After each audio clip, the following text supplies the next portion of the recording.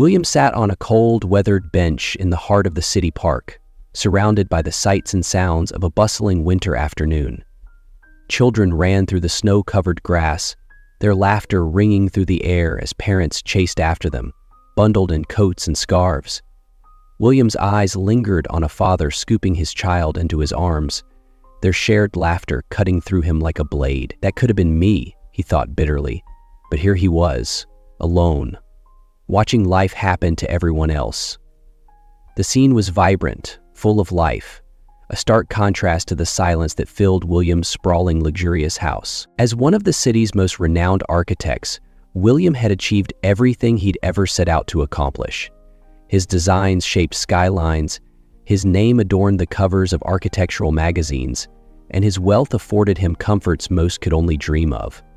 Yet, as he watched a young boy giggle while tossing snowballs at his father, William felt an unsettling emptiness gnaw at him. "You've done well for yourself. But what's it all for?" His mother's words echoed in his mind, soft yet unrelenting. Margaret had always been his anchor, offering gentle reminders of life's true priorities. But for years, he had ignored them, consumed by the hunger for success. A small girl stumbled nearby, and instinctively, William leaned forward to help. Before he could move, the child's father swooped in, scooping her up with a laugh and a comforting word. William froze, the scene hitting him harder than expected. Turning away, he buried his hands deep into the pockets of his tailored coat.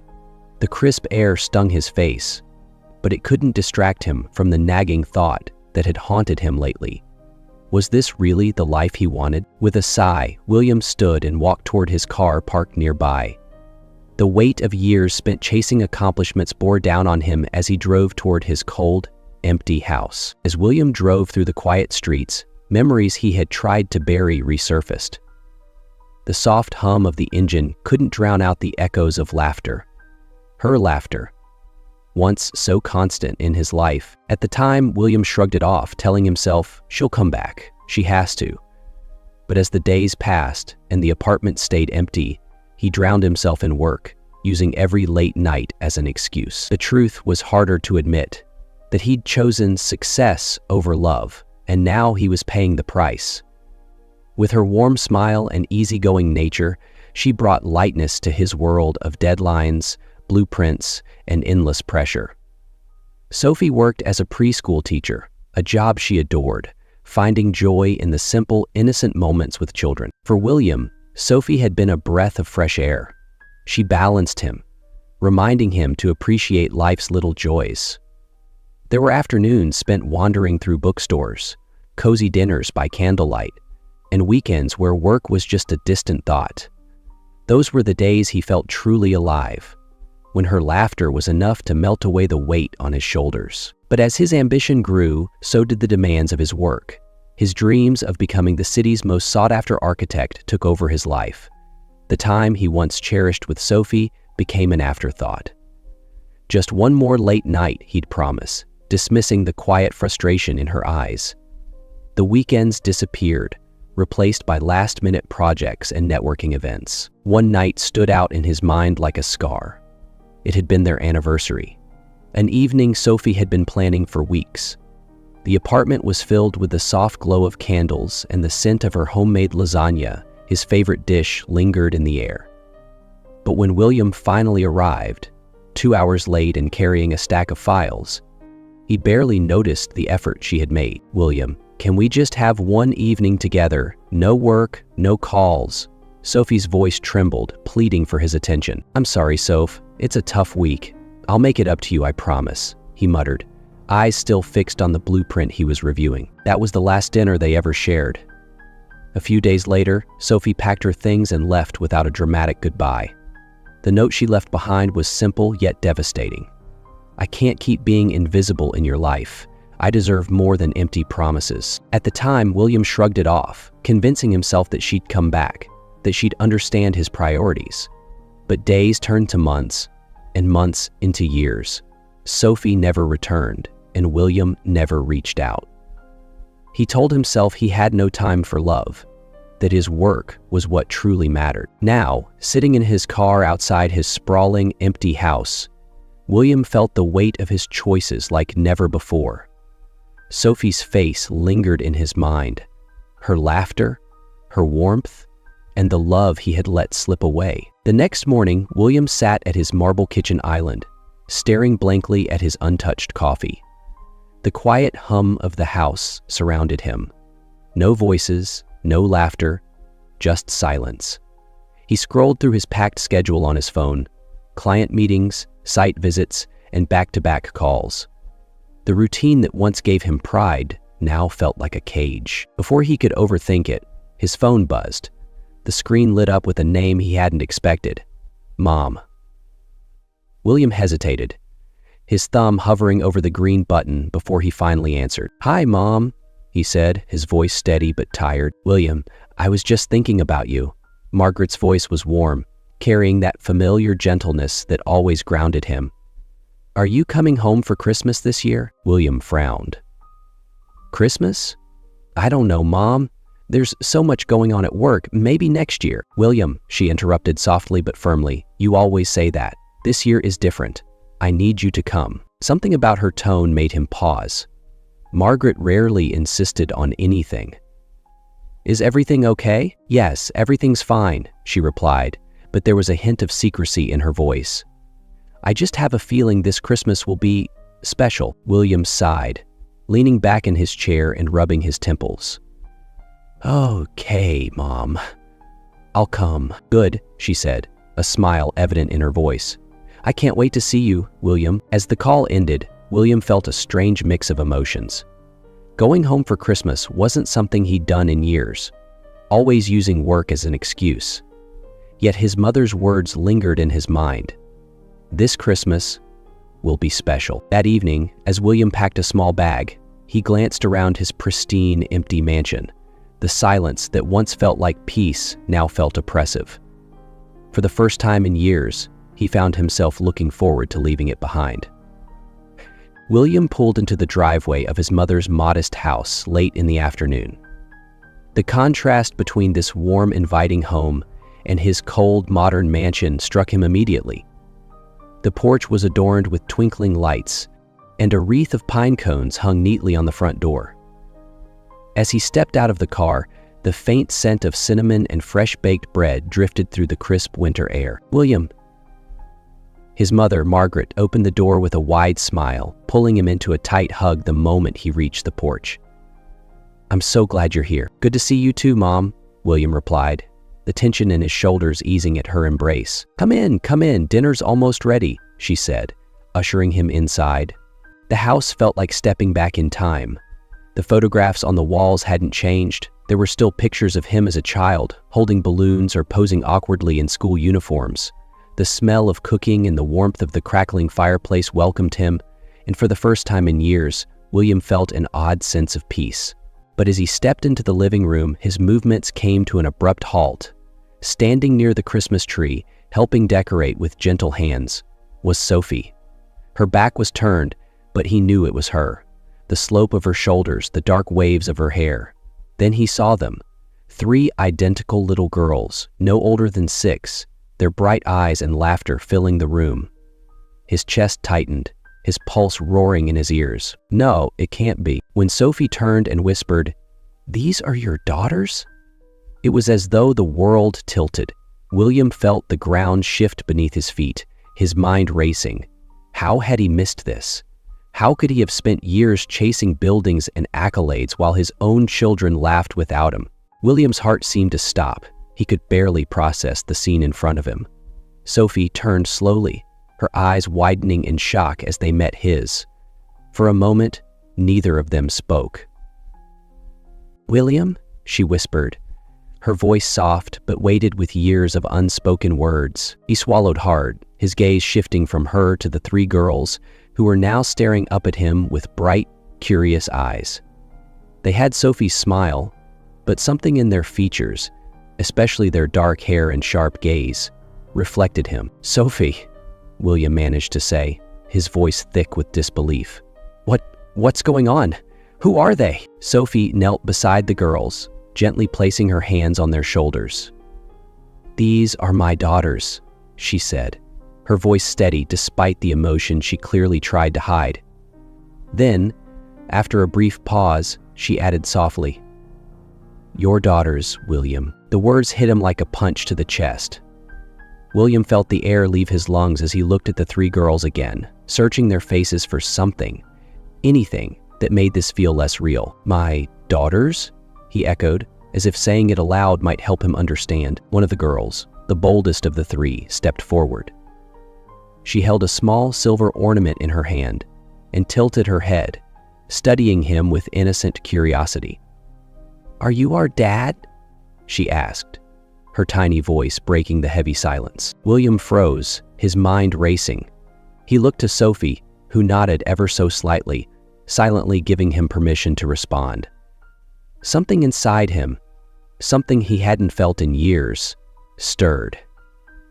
He crouched to her level, forcing his voice to steady. "Yes," he said softly, the word carrying more weight than anything he had ever spoken before. "I think I am." The little girl smiled and handed him the ornament. William took it with shaking hands as the other two girls cautiously approached, their identical eyes wide with curiosity.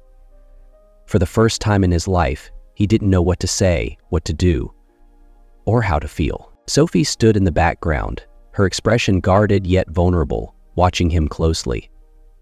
Before anyone could speak again, Margaret entered the room, breaking the silence with her cheerful tone. "Well, isn't this a beautiful sight?" she said, smiling knowingly, as though she had planned this moment all along. "Come, dinner's ready. There's plenty for everyone." The girls darted toward the dining room, their excitement breaking the tension. William remained where he was, gripping the ornament tightly as he stood to face Sophie. "Why didn't you tell me?" he asked quietly, his voice a mix of hurt and disbelief. Sophie's expression softened, though her eyes glistened. "Because back then, I didn't think you were ready, William. And I wasn't strong enough to face it alone." Before he could respond, one of the girls called out, "Mom, come sit next to us." Sophie gave William a faint smile. "We should go. There's a lot to talk about, but not tonight." As they walked toward the dining room, William felt his world shifting beneath his feet. The life he had built, the life he thought he wanted, now seemed incomplete. The three little girls, laughing and calling for their mother, had unlocked something inside him that he hadn't known was missing.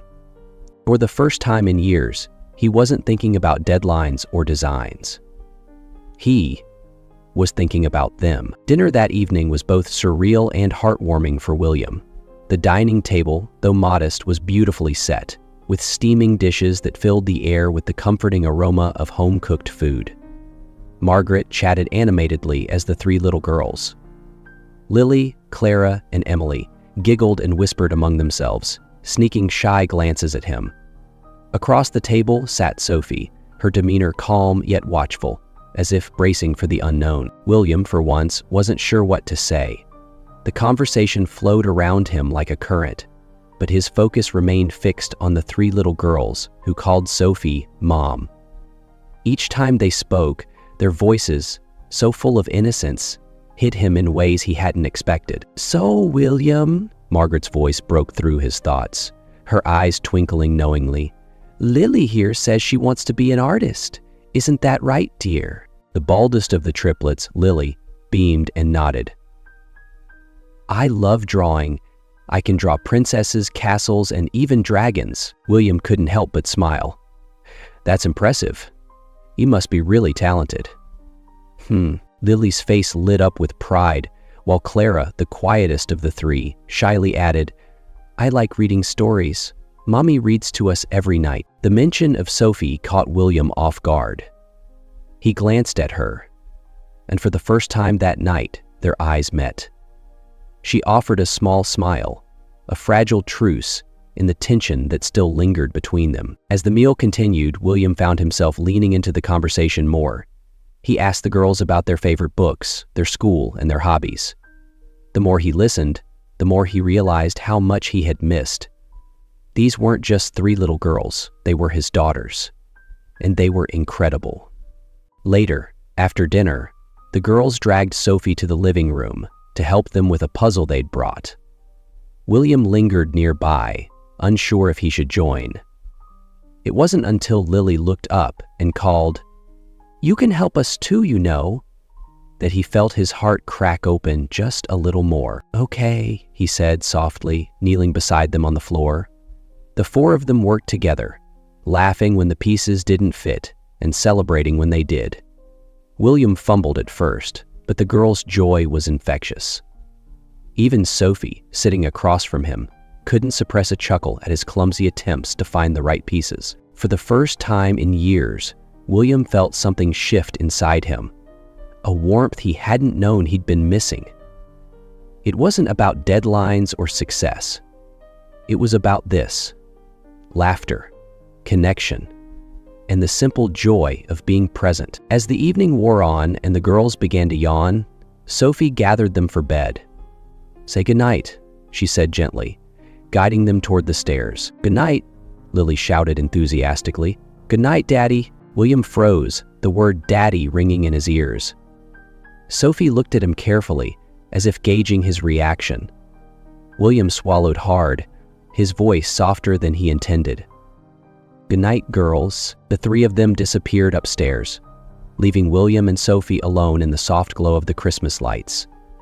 He exhaled slowly, turning to face her. "They're incredible," he said quietly, the weight of the words settling in his chest. Sophie nodded, her voice gentle. "They are, and they deserve someone who'll be there for them, not just for tonight, but always." William met her gaze, the unspoken challenge hanging in the air. "I want to try, Sophie. I don't know how to make up for all the time I've missed, but I want to be part of their lives. I'm ready to be here, if you'll let me." Sophie studied him for a moment, her eyes softening. "We'll see, William. Actions speak louder than words." That night, as William lay in the guest room, staring at the ceiling, he knew one thing for certain. For the first time in his life, he had something to fight for that wasn't tied to success or wealth. He had a family, and he wasn't going to let them slip away again. The next morning, the soft, golden light of dawn filtered through the curtains as William awoke to the unfamiliar sounds of life in the house. Laughter, little feet running across the wooden floors, and hushed voices filled with excitement. For a moment, he just lay there, letting the warmth of it all wash over him. When he made his way downstairs, he found the girls gathered around the Christmas tree, their small hands eagerly unwrapping the gifts his mother had thoughtfully placed for them. Lily squealed with joy as she found a set of art supplies, while Clara hugged a thick storybook to her chest like it was the most precious thing in the world. Emily, the quietest but sharpest observer, smiled softly as she showed her new puzzle to William. Sophie stood in the corner, watching them with an expression of quiet contentment. She held a mug of tea, the soft glow of the Christmas lights dancing in her eyes. When William approached, she glanced at him cautiously, but with far less of the guarded look she'd worn the night before. "You're up early," she said softly, offering him a faint smile. "Didn't want to miss this," William replied, his voice unusually tender as he watched the girls. "They're amazing, Sophie. You've done such a good job with them." Sophie turned to face him fully, her expression softening at his sincerity. "I did what I had to do. But I'm not the only one they need anymore, William.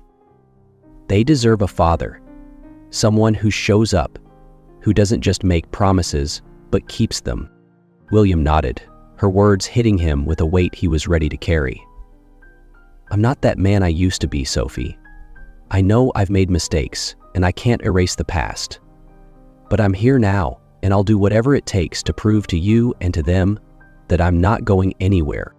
Before Sophie could respond, Lily ran up to them, her face flushed with excitement. "Mom! Daddy! Can we go outside and play in the snow? Please?" The word Daddy stopped William for a beat, the sound of it both humbling and overwhelming. Sophie raised an eyebrow at him, silently asking if he was ready for the role. Without hesitation, William smiled and nodded. "Of course. Go grab your coats." The morning unfolded like a scene from a dream William hadn't realized he'd been longing for. Out in the snow-covered backyard, he chased the girls around, their laughter echoing through the crisp winter air. They built snowmen with mismatched scarves and waged playful snowball battles. Sophie watched from the porch, her heart warming at the sight of William embracing a role he never would have imagined for himself just days ago. As the sun began to set, the family gathered inside, sitting together near the glow of the fireplace. William settled into a chair while the girls snuggled under a blanket, their heads resting on Sophie's lap as she read to them. The soft cadence of her voice, paired with the gentle crackling of the fire, wrapped the room in a cocoon of peace. William couldn't look away. This simple, beautiful moment was what he had been missing all along. Success, awards, and riches had never filled the void inside him, but here, in the warmth of his mother's house, surrounded by Sophie and their daughters, he felt whole. As the story ended and the girls drifted off to sleep, William quietly approached Sophie, who was tucking them in for the night. "Thank you for letting me be here, Sophie. I know this isn't easy for you." She turned to look at him, her gaze steady but gentle. "You're right. It's not easy. But I can see you're trying, William. And that means something." For the first time in years, William felt a spark of hope. A hope for redemption, for healing, and for a future he thought he'd lost. He knew the road ahead would be long, but for the first time, he was ready to take it. That Christmas night, as the house grew quiet and still, William sat near the glowing tree, reflecting on the life he'd been given a second chance to rebuild. As the clock struck midnight, the soft glow of the Christmas tree lights filled the room. William sat silently, gazing at the peaceful scene around him. Sophie and their daughters, now asleep, bundled in blankets near the warm fireplace. For the first time in years, his heart felt full. In that quiet moment, William realized that success wasn't about skyscrapers or accolades. True success wasn't measured by the buildings William had designed or the awards on his shelves. It was here, in the giggles of his daughters, in the warmth of Sophie's smile, and in the quiet promise that he would never take this second chance for granted. For the first time in years, William wasn't looking back at what he'd lost. He was looking forward to what they could build together as a family. If this story touched your heart, take a moment to reflect. Who in your life deserves more of your time and attention? Don't wait for the perfect moment. Reach out, reconnect, and cherish those who matter most. If you enjoyed this story, let us know in the comments. Share it with someone who needs a reminder that second chances are possible. And don't forget to like and subscribe for more heartfelt stories. Stay tuned, there's always more to discover.